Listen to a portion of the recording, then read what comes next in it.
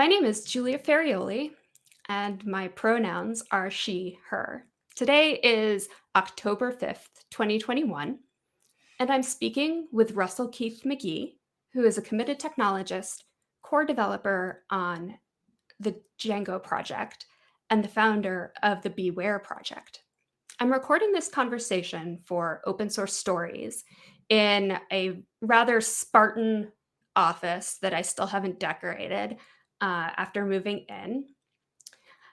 And my first memory of a computer is actually playing um, Wheel of Fortune on MS DOS, if you can believe that. That was a while ago. Um, and Russell, would you like to introduce yourself? Yes. Hi, my name is Russell Keith-Magee. I am speaking today from Perth, Western Australia, which is Wajak Noongar Boodja, the traditional owners of the land where I'm recording from. Because of virtue of time zones, it is actually the 6th of October where I'm recording from. So times, how do they work? My first memory of a computer is actually my father bringing home an original Apple Macintosh. My father was very keen on experimenting with new and wacky technology, and so we had a Commodore 64 in the house very, very early. But before we had that one, he did have for a trial for a weekend an original Macintosh that he brought home, and I remember vividly discovering, like, no idea what I was going to do with this thing, but I discovered there was a paint program and you could draw things with paint. But if you got the fattest brush and you colored in the entire screen entirely black, and then you clicked reset, it would go through like a couple of shades of like grayscale as the code went away. That is, I don't know why, that blew my mind that you could do that. So that's sitting in my father's office watching this thing go through phases of gray was amused 7-year-old me, I guess. I seem to remember effects like that myself, as well as manually starting a screensaver. That, of course, if you left running too long, it would burn into the monitor. Yes. So thank you for joining me today. I'm really excited to chat with you. And I want to just get a little bit of an idea about your background. So let's dig into the really lightweight stuff. Like, what are some important lessons that you've learned in your life? I guess it's kind of been an ongoing lesson to learn that there is almost no situation where having compassion and empathy for the people you're dealing with that will not serve you well. In my youth, I can remember being a lot more angry and frustrated at all these other stupid people in the world who just don't understand. And as I've gotten older, I have gradually and sometimes very painfully learnt that it's not that everyone else in the world is stupid. It's just that everyone else in the world has a different set of experiences and a different set of knowledge and a different set of backgrounds and a different set of expectations. And more often than not, what is perceived as this person being stupid is just their set of expectations coming into the situation are radically different to your own. And pulling yourself out of your own head to see where they are coming from will, one, not only make dealing with the world a lot less frustrating for you, but can often help you get to whatever shared goal you're trying to get to a lot easier. Just by virtue of if you understand where someone's coming from, it's a lot easier to present the information in a way they're going to be able to understand or absorb or recognize whatever it is that you're saying. That's not to say that it isn't incredibly frustrating sometimes when you're still in conversations, but it has helped me manage my frustration a lot more, to sort of realize where other people are coming, that other people are not coming from a place of trying actively to frustrate me. It's just an accident of the world being a very large and complex and intriguing place.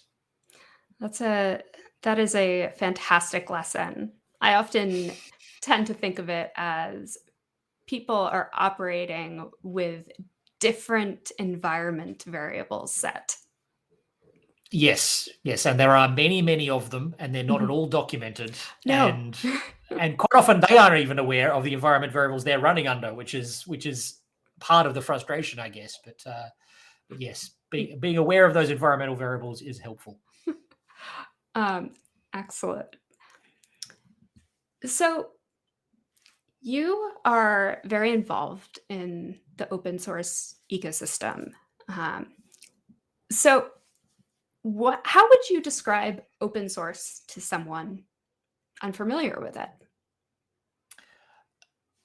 I guess I would describe it as a collective project where a group of people work together to build technological solutions to a problem, so that by sharing they don't repeat each other's work and they can learn from each other's lessons. Mhm. If you're working on a system by yourself, there's a limit to how much you can do by yourself.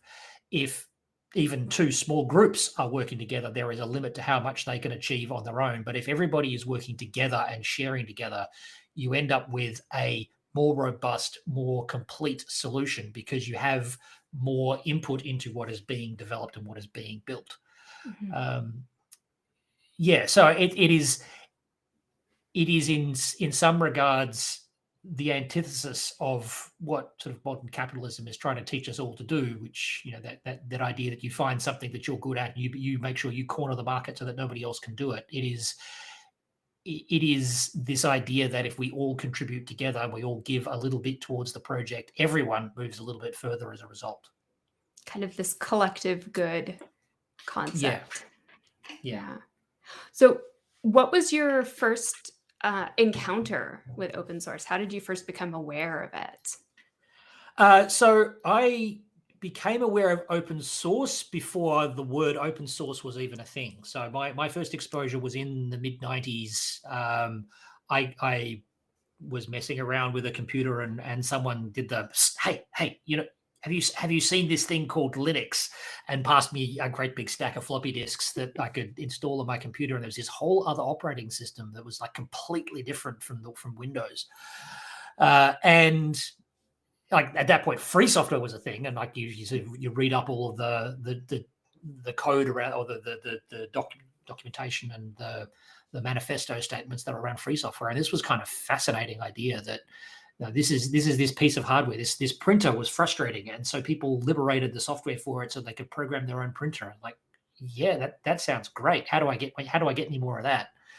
And then over that was at the start of my university career. By the time I was in my honors years, the open source movement, as we now understand it, the OSI and groups like that, were starting to formalize what they were saying under a new narrative about what that would mean. That wasn't quite in the extreme ends of what the Free Software Foundation was pushing, but in a similar kind of vein. Gotcha. Did you have you talked about Linux, but was there a first piece of open source software that really kind of got you bought into the whole thing? I guess if I had to put my finger on it, I would say it was probably the GNOME desktop.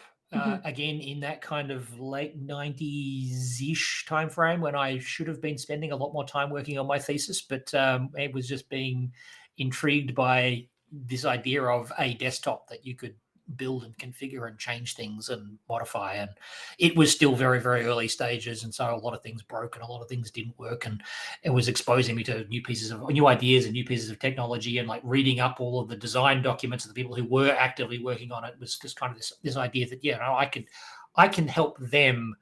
Not necessarily that I was successful, but like at least in theory, I could help them do what they're doing. And the only real restriction was my ability to narrow down a single thing that I could work on and contribute to the overall project. So at that time, were you already coding proficiently, or were you in the beginning stages? Proficiently is an interesting description. So I learned to program because I had this introduction to programming when I was 8 or 9, when Dad brought home this Commodore 64. So I had been programming in Right. various capacities. I went to university to do physics as an undergrad, but I was picking up lots of like all the computing units that I could on the side, and my honors ended up being in computer science. So I could code. I was definitely not at a level that was like building entirely new pieces of a desktop system, because there was like so many pieces of that puzzle that I didn't understand yet. But I, certainly had aspirations. I think I did at one point submit a pull request to some obscure part of GTK, which I think, as I remember rightly, like the review came back and sort of raised eyebrow. What exactly are you trying to do here? So it was I definitely wasn't successful on my first attempt. So I can definitely relate, having had some of those same review comments in my own experience. So, what was the first open source project that you really got involved in? That is Django, which is kind of, and Mhm. that sort of very much set my direction for the next 15 years of my career and in some regards life. So although I knew open source and I liked open source, my involvement in the community was very. I've got my own little thing that I want to tinker around with, and I got this, this grand idea of this thing that I'm going to build that I've variously tinkered on for 20 something years at this point. It's the project that will never ever get built. I'm at this point fully aware that my time will never allow me to build it, but it's a lovely dream. And for a long time, this was the problem domain that I understood. So when I wanted to learn a new language, let's rebuild it, but this time in C, this time in Python, this time in Ruby, just to sort of learn the language, to bring a problem you understand to a new language and see how that changes the solution that you've got. And around that time, so around 2004, 2005, I had this grand realization that the web's a thing, and I might be able to use the web to solve this problem. And so I'd better learn some more about the web, because it looks like it's going to be important. And despite at that point having a PhD in computer science, had never learned anything about how servers or the internet works at that level anyway. So I sat down and tried to teach myself web programming as best I could, and sort of went through PHP tutorials and went through a bunch of other tutorials, and none of them stuck. None of them really made sense. And that exacerbated by the fact that open source documentation in the sort of 2000s were not good. So I tinkered around and tried a bunch of different web frameworks. I remember trying the Rails tutorial at one point, a combination of not knowing Ruby well enough and Rails being a new domain. That didn't really make any sense. Tried a couple of the different Python web frameworks, and then stumbled upon Django probably about 2 months after it was originally open sourced. Django was originally an in-house project at the Lawrence Journal World, which is a newspaper, like small town newspaper in Lawrence, Kansas. And they made a decision that they were going to open source their web framework that they had been using to build their newspaper website, basically as sort of content management system, but sort of a step back from the full content CMS kind of aspect, just the web framework bit. And I found it and went through their tutorial, and for the first time, it's like a little light went on. It's like, oh, that's what you're. Oh, it's just that. Oh, okay. Well, in which case, that's fine. Let's go with that. And started building up, more and more complex experimentation of what I could do. And again, because it was a very, very young project and had only just recently been open sourced, there was a lot of stuff that was missing. There were a lot of features that just weren't there. And so I got to a point where it's like, well, okay, this is great, but I really need to be able to do this other thing. It was like you could define a many-to-many relationship between two database objects, and you could traverse one direction, but you couldn't traverse back the other way. Like, well, okay, but I need to be able to go both ways. So can I fix that? I don't know. And because I did know Python quite well at that point, and it's quite it was quite a well-structured code base and a lot smaller code base than it is today. I got into the code, like trace through, okay, well, I query it this way, query is being constructed. So if I just like take that and copy it and like reverse all the variables the other way, then that'll reverse it, won't it? And so I did that. And there was also a good test suite, so I could write a bunch of test cases to prove that, yes, this was actually doing exactly what it should do. submitted that as a pull request. And so that would have been about 2 or 3 months after I'd, like, for the first time downloaded Django. Submitted that pull request, and like that got reviewed and pulled into the code. Then I did a couple other little small minor things around, time zone handling and whatnot, some other bits and pieces that have popped up. And Adrian Holivardi, who was one of the project founders, sort of mailed me and said, "Hey, do you want to join the core team?" So it was a very, very rapid from having never seen the project before to you're on the core team now. Good luck. It also helped that at the time they were going through this big thing called magic removal, which was like a very large scale re-engineering of some of the core pieces of Django. So they were willing to sort of give this newcomer access to the magic removal branch without necessarily giving them access to the core. And so, I should have joined the team to help with the removal of the magic. Mm-hmm. So that it kind of just progressed from there. I sort of just kept tinkering around on open source, on Django. Mm-hmm. By happy coincidence, about 3 months after I'd been given the commit bit, when I was actively contributing, the place where I was working at the time was it was a defense consulting company that had a very sort of very lucrative contract to build this system that they were going to build for an exercise that was coming up. And the engineering plan were just being kicked off, and they were just sort of scoping out how much work was going to be and how long it was going to take to deliver. And it was going to be a sort of full fat client, Java GUI with user interface and everything was being built. And the plan was calling for this 12-month engineering schedule to like build this thing out. Mm-hmm. And it occurred to me that, hang on, sure, we could do that, but we could also do this as a web page, and it'll be done in 3 weeks. It's not what we're just basic data collection here. This isn't a big thing we're trying to build. So why don't we just do it as a website? Pitch that to my engineering manager, who sort of said, interesting. Hadn't thought of that. Goes off. He did the Django tutorial, and about 2 days later came back with a very, very bare bones prototype, but a fully working bare bones prototype of, this is the system we need to build. We can polish it a lot, but this would do if we had to. And so it was kind of, well, yeah, let's do that, because we'll be done in 2 months, and we can spend the rest of the time fine tuning it to make sure it's exactly what we need, rather than not having a deliverable until October of this year. At which point we discover it doesn't work, and we've got to finesse all the other problems. Right. And so at that point, working on open source, it didn't become my day job, but I had a lot of leeway in my working day to fix the problems in Django that were preventing us from building the thing that was actually commercially viable. And it was that sort of ideal model of, you're not 100% working on Django, but you're using it and then fixing the bugs as you go and contributing those bugs bug fixes upstream, so that then everybody benefits from the thing that you've discovered the hard way by trying to resolve this bug. And so, that then just kind of then set the direction for the next couple of years. A lot of the company that we're working at, their work started being seen through the lens of, can we do this as a web framework? Can we do this as web? They never became a web company per se. They were still a defense consulting, but they worked out that they could they rapidly develop these websites. And I had a lot of leeway to work on Django bugs and answering questions on mailing lists. They weren't directly related to what we were doing, but they did have, big picture had relevance to how we were progressing. Now, the thing that's sort of then going on in the background here is that I'm in Perth, Western Australia. We like to lay claim to being the most isolated capital city in the world. If you get on a plane, you have to fly for 3 hours to get to the nearest state capital, 4 or 5, depending upon where you're going to get to a real city.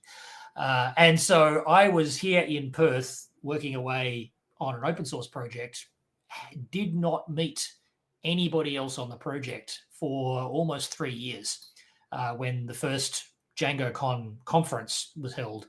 And I managed to, I begged my line manager at the time, I changed companies and moved to a different company, but they had hired me on the basis of my Django experience. So they said, okay, well, we'll pay for you to go to this conference. Wow, someone's going to pay for me to fly to the United States so that I can talk about this thing that I've been doing in my spare time and a little bit on work time as well. And at that point, flew to San Francisco. The conference that was Google hosted the very, very first conference, and in the lobby of the hotel where we'd been to set up, I'm checking in, and another Australian voice over the side. That sounds like you might be an Australian. Are you Russell? And it turns out it's Malcolm, Malcolm Tredenick, who I'd been working with. Who was based in Sydney, who I had never met before, and was like the first person I'd met that I'd been working with at that point for 2.5, 3 years, and start of a beautiful friendship, and then met the rest of the team over the course of the next 2 days of the conference. So yeah. Was it weird meeting people in person after interacting with them online for so long? Very weird. And I guess that was kind of my first real exposure to the idea that the person you are on the internet is not the person you are in person, or isn't necessarily. The conference hotel that we were at had this sort of weird little social room, which is like set up with the hi-fi lounge and all kind of weird stuff in there. But I met a couple of people in there one night, and one woman in particular, Barbara Charette, who met me and said, sort of, "You're not the same person I was expecting from reading all of your emails. You are a very different person," which I think was a compliment. We're still friends, so I think it was still a compliment. But yeah, she pointed out that my email presence was very formal and very, very straightforward, very bullet point. These are the things we're going to get done. Which, when I've had a beer and I'm relaxing with friends, I'm not. So it was an interesting little head check that the internet and who you are in person I can be very, very different. And the other thing is also keep in mind is that this is 2005, 2006. I did not at that point have a broadband internet connection. I was doing a lot of this stuff on very, very slow. It was ADSL, but it was very slow ADSL. So like video chat, it could be done, but it wasn't done a lot. And so I just jump on a Zoom call was not something you would do. It was all being done by text. So it was very much the emails you wrote was who you were, unless you actually physically knew someone in person. I think that even though we have Zoom and video calls and IM, I think people still run into that disconnect, that cognitive dissonance between who you are in person and who you are online. Because you can edit, and it's you can edit stuff. Like also, there's also that there is this is one of the things I've been feeling particularly around sort of COVID as an experience, is that's forced me to be in Perth. I'm not going to anywhere, all the conferences that I normally go to, and online conferences become weird because if I go to an online conference in the United States, they're winding down at the end of the day and it's 6 o'clock in the morning for me. And so they're kicking back and they've got a drink in one hand and they're being nice and social, and I'm wolfing down cereal. And I mean, I guess I could mix that with whiskey, but probably not a good idea. And so there's a whole different, where you are in the day matters a whole lot around the way that you interact with other people, and sort of whether you're being social or whether you're being formal, or whether you're we're trying to formally follow an agenda, or we're just kicking back and telling stories. And that's a really hard thing to navigate when you are so geographically isolated and time zone isolated in my case as well. Yeah, absolutely. And people are often in different mindsets at different times of the day. So it makes total sense. Yeah. So what would you like to talk about today? I guess there's the story that I've just told about getting involved in open source is kind of it's the origin story, which is how I got into open source and how I got to be involved in the Django project, and that has absolutely shaped my life. And the meta story is it honestly I guess there's the Gary Larson comic from way back when. It's on the internet, or was it maybe New York or something? On the internet, no one knows you're a dog. Was my life for a long time. It's I am this person on the internet from out in the middle of nowhere, and the only reason you know I exist is because I mail to mailing lists. But I've been able to go from that to be someone who is known to people in Europe and known to people in the US and known to people in the rest of Australia and Asia. And I've traveled to conferences to see them and been invited to speak at conferences. So it has been an amazing personal journey to be able to have this international presence and reputation based upon something that is basically what I'm working on in my spare time for the most part. And that's been wonderful. Like, the people that I've met have changed my life in ways that I can't describe and provided opportunities that I, would not have imagined 20 years ago. Mm-hmm. But there's also a really weird kind of dark and downside to it. The volunteering, because so much of it is done as volunteer labor, it is very easy to get sucked into a hole where you end up giving a lot of yourself. Like, as a volunteer, it is easy to end up in a place where you end up giving a lot of yourself to this project that it literally doesn't pay the bills. It maybe indirectly pays the bills. Like, most of the job offers that I've gotten over the last 15 years have been related one way or another to my reputation in open source, which is, that's definitely helpful. But it's very easy to get tied up in, but I have to keep doing this contribution. I have to get tied. I've got these emails that have to be answered. Mm-hmm.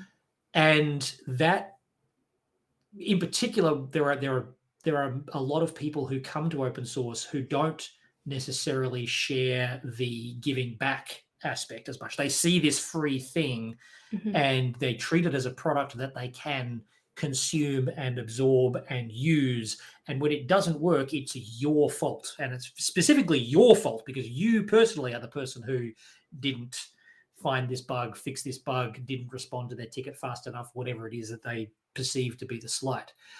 And that can be as simple as just straight up abuse on mailing lists, or it can be a really sort of subtle, insidious thing of just constantly being the thorn in the side, asking about, when is this going to happen? When are you going to do this thing? And when it is working with someone who you have done something for them and they do something for you, that sort of, because it is a give and take relationship, it does kind of earn you at least there is a sense of obligation there, but it's an earned obligation because they have done something for you in return. But there's a lot of people who don't necessarily see it as that earned obligation. And that can lead into some very, very dark patterns of like getting your brain into some very, very dark patterns where you're getting your little dopamine rush of contribution by doing something. But the reason you're getting that dopamine rush is people asking you to do something that you wouldn't have otherwise done. Like, you weren't getting paid to do this, so why would you going to do it otherwise? All of a sudden you are internalizing all of the angst and pain about a bug that in no way impacts on you. It's like not solving a problem you have. You just think you're fixing this thing because someone else will feel better as a result of you fixing their thing. And that combination of that sort of those sort of pressures, and I am a chronic volunteer. I will jump in and help out with anything that I see that is going on. Led me to, I got involved with the Django Software Foundation because someone needed to do it, and I thought that I could do it, and I did it reasonably well for a couple of years, I guess. And you end up doing a bunch of things that you're not doing because you enjoy them. You're doing them because you think they need to be done, but you're not getting anything back other than maybe some collective community appreciation, if you're lucky. Mm-hmm. And that, in terms of my own personal story, I ended up in a very, very dark place, not just as a result of open source, with some other things going on in my life at the same time, but the combination of factors, and open source was a big one, or open source contribution was a big one, led to, I was diagnosed as having a major mental health incident about 7 years ago at this point. And I needed to take a big step back, scale back my involvement in Django, scale back my involvement in open source for a little while, at least reassess what I was doing, all the reasons why I was doing it. So yeah, I guess there is so much positive and so much good that comes out of open source as a community, as an ecosystem. Sort of software and systems improve collectively much better than they do when they're being pushed by one company's particular interests. but there is also a dark side. Mhm. And related to that is, as something that sort of, I think part of my pivot was stepping away from Django as a project because sort of the collective wasn't. I needed to separate. The easiest way, I do things in black and white. I either do them or I don't. And so the easiest way for me was to kind of step back from Django as a project. And so I started tinkering on my own thing on Beware as this Beware project, Mhm. which one sort of let me tinker and contribute in my own time and my own thing to something that I was interested in. And that is then, sort of has grown over time. And I need to keep a head check on whether I'm ended up going down the same dark pattern sometimes. But it kind of also drew my attention to the way that, without wanting to seem too much like a political radical, the way that capitalism interacts with that whole process. That a lot of the pressures that you end up seeing that you observe as individuals asking, when are you going to fix this, is not actually an individual asking. It's a company asking. Like, they're doing it because a company is using this product and needs it to be fixed. Mhm. But those companies aren't necessarily giving back. Some do. Some do a lot more than others. But it's not anywhere near as ingrained that in open source as an ecosystem and open source as a culture that you can, or that companies who are using open source, who are almost always using it because it's the free option, and free as in it costs nothing option, not because it's the freedom, liberty, Right. the lovely high ideals that maybe the word free is occasionally used for. They're using it because it costs them nothing, and they're Mhm. getting free support. And they're getting that from volunteers who are burning themselves out to satisfy these needs because they've got this weird little dopamine thing going on in their head. That's not sustainable long term. Like, the unfortunate side of open source is the number of people that I've seen that have gone in, contribute, do 2 years of amazing work and contributions, and then just burn out because of the pressures that have been placed on them by often people who have resources and should know a lot better, but Mhm. because they're able to, and there's no sort of active restriction to prevent them from doing it, don't stop them from burning out other people Mhm. because they are outside their organizational hierarchy or whatever. And so, yeah, I guess that's kind of I think we are as a open source as a movement is in an interesting little place right now. Like, technologically, I think everybody, almost everybody, is on board with the idea that open systems build better systems in the long run, but we haven't worked out how we build them collectively without, in some cases, literally killing people. Yeah. That there is a piece of this puzzle that's missing. That I think collectively we are in a place where we need to start having these conversations a lot more seriously than we are at the moment. Yeah, it's interesting too because as we've seen the rise in popularity of open source, both in the projects started and the projects consumed, um, there is this increased pressure because maintainers are worried that if they don't follow up on requests or bugs or what have you, that they're going to be damaging their professional identity as well. Hmm. So it does make it very difficult to take care of your own needs and your identity away from open source. Um, so that makes it's at a kind of critical point, and it has been for a while. Yeah, yeah, and it has been. Yeah, it has been for a while. It's like this is also not a new situation. Like, burnout of maintainers is something that we've observed. Like, it's been observed. Mhm. Well, it hasn't necessarily been actively observed, but if you go back and look, you can sort of see the patterns happening for like years and years going back. Mhm. And the only open source ones that are program contributors who don't burn out are the ones who either the project is open source in name but not actually like in spirit. It's like it's the in-house project that everyone can see the source code to, but only people at that company actually work on it. Mhm. And but then as soon as that company decides they don't care about the project dies. The project just gets cut off because all of a sudden it doesn't have this organic ecosystem around it. It's just this one thing that's been propped up by one company. Mhm. Um, So yeah, I think there's a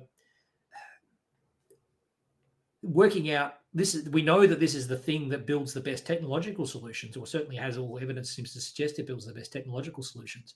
How do we actually build this without hurting people? Mhm.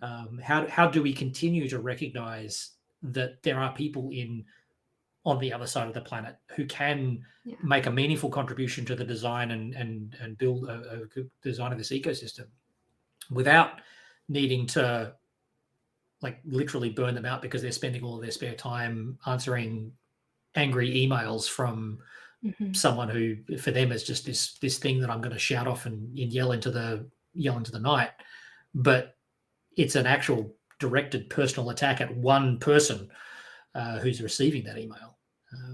Yeah. Yeah. So we only have a couple minutes left, which the time got away from me for sure Mhm. because I've been engrossed. Um, I'll pose one last question. Um, where do you see open source's greatest potential? I guess for me, the greatest potential is in the fact that it is accessible. It is accessible to everybody. Like I am geographically isolated, but I have been able to get into a project. I've had, as a result of my involvement in the Django project, any number of contacts with people in Africa who have had because there is this zero cost of entry, and it's really just as long as you've got a internet connection, you can kind of get involved with the community at some level. They've been able to get into this technology. It is a massive lever that lets people get into this technology very, very easily. That the fact that you don't have to be physically resided in San Francisco to be able to have an impact on the technological world, or New York, or Austin, or Mhm. any other tech center you want to pick. You can be anywhere. You can literally be anywhere and contribute and have a meaningful impact on the world. I think is probably the biggest potential impact that it can have. It can literally be a worldwide project to improve the world that we are in. Um, Working out how to then resource that in a way that doesn't cause these people to come into the project and then burn out because of all the entire world then lands on their doorstep and asks why they're not doing their job properly. That is then the challenge that I think we are facing as a community. Gotcha. No, that is the opportunity and challenges do go hand in hand for sure. Yeah. Yeah. And I think that part of that goes along, and this is one of those things that's tied to it because it is zero cost to get into. It also means that the problems that get addressed aren't necessarily the ones that have huge financial payoffs next to it. Like it's the solutions, the things that get solved are the problems that people actually have versus the problems that can be monetized by somebody. And so lots of little things can be built that solve a small community's needs really, really well and would never be commercially viable. But because they've now got a technology stack that is evolving that lowers the barrier to entry because more and more focus is being put onto how do we onboard people into this technology? I mean, how do we make this technology easier and easier to use, combined with the ubiquity of modern technology? It means that we end up with more of the world's problems being solved, but not by directly like one company deciding this problem needs to be solved, by building the tools that lets people help themselves and then giving them a community and an ecosystem they can get into to help everybody work out that they can do this thing better. And it's a very Yeah. hands around the world kind of feeling, but I genuinely believe that it is at least at some level is true and it certainly is possible. Well, thank you so much, Russell, for coming and speaking with us today. And I hope to be able to chat with you again soon. Okay. Absolutely, my pleasure. Bye, all. Thank you very much.